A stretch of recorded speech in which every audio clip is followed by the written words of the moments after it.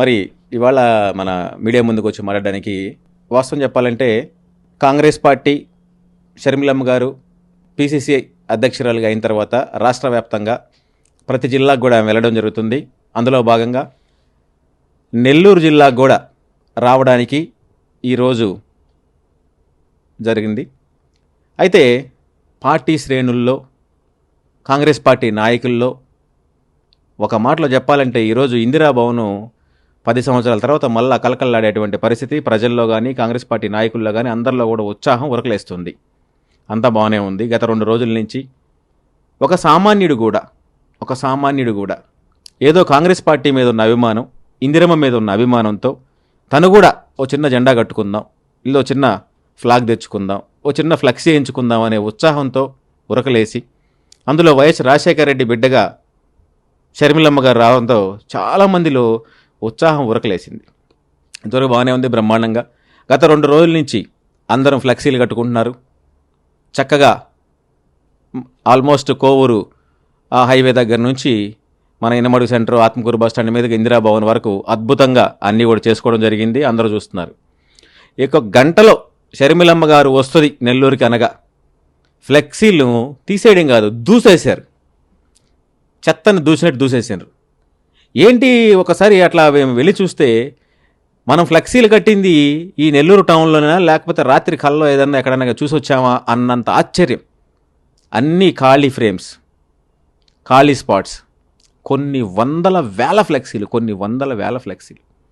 లక్షల రూపాయల డబ్బు, ఎంతమంది ప్రజల ఇష్టం. ఓకే సార్, ఇప్పుడు ఇవాళ మున్సిపాలిటీ వాళ్ళకి రూల్స్ అండ్ రెగ్యులేషన్స్ ఉంటాయి, ప్రభుత్వానికి కొన్ని అన్ని అడ్డొస్తే నేను కాదంటలేను.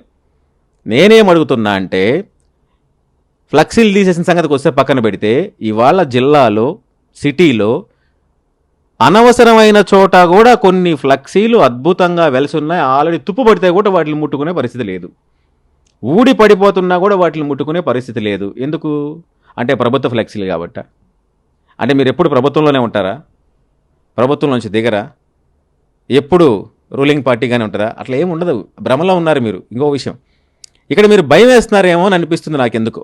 ఎందుకంటే షర్మిలమ్మ గారు కాంగ్రెస్ పార్టీకి వచ్చినప్పటి నుంచి ఆవిడకి అన్ని అవాంతరాలే. విజయవాడలో కాన్వాయ్ అడ్డుకున్నారు, ఇవాళ నెల్లూరులో ఫ్లెక్సీలు అడ్డుకున్నారు. అడ్డుకోవడం ఏంటి, చించేశారు. ఇంకొక గంట సేపు ఉండి తీసేస్తే మీరు ఎలాగో చించేస్తున్నారు. ఓకే, ఒక గంట సేపటికి ఏమన్నా అద్భుతాలు జరుగుతాయి? లేకపోతే నెల్లూరు ఏమైనా కొట్టుకుపోద్దా? లేకపోతే వరద ప్రవాహంతో ఏమైనా మునిగిపోద్దా? ఏం లేదు కదండి. ఎందుకంత జెలసీ, ఎందుకంత భయం, ఎందుకంత కుళ్ళు?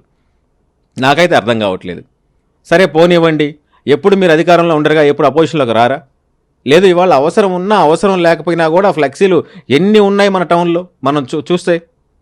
ఎందుకని అధికార పార్టీ కాబట్టి, ఇవాళ గవర్నమెంట్ కాబట్టి, లేదా అధికార పార్టీలో కాబట్టి ప్రభుత్వం దాన్ని పట్టించుకోదా? లేకపోతే ఇవాళ ఆ మున్సిపాలిటీ వాళ్ళకి అవి కనపడట్లేదా?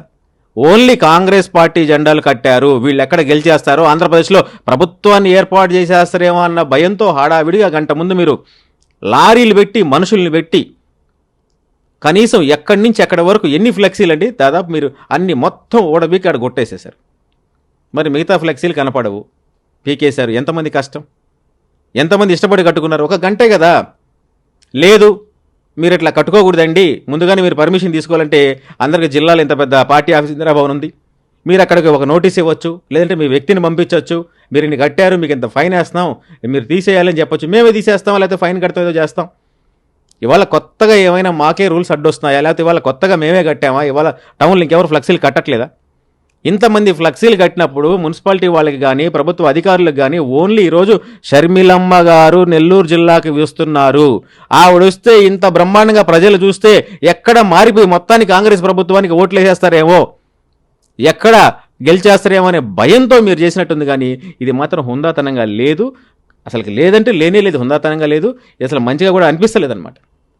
ఎందుకు మంచిగా అనిపించడం లేదంటే మీరు తీసేయచ్చండి, ప్రతిదానికి మేము కాదంటలేము, తీసేయండి.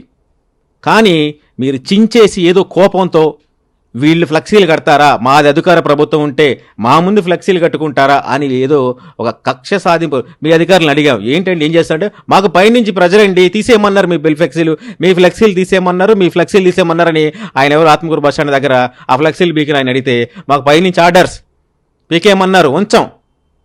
ఫ్లెక్సీలు బీకితే ఏమొస్తుంది సార్? ఇది ఫ్లెక్సీలు బీకితే మీరేమైనా గెలుస్తారా? లేకపోతే ప్రభుత్వాలు ఏమన్నా నిలబడిపోతాయా? 100% 100% ఈరోజు మీరు చేసింది తప్పు. ఇది కక్ష సాధింపు చర్య కంటే చాలా దారుణమైనటువంటి చర్య. ఎందుకు ఇలా అంటున్నానంటే, ఒక ఫ్లెక్సీ ఒకటి ఇష్టాన్ని కట్టుకొని వాడి అభిమాన నాయకుడు అభిమాన పార్టీగా గుర్తు కట్టుకుంటాడు.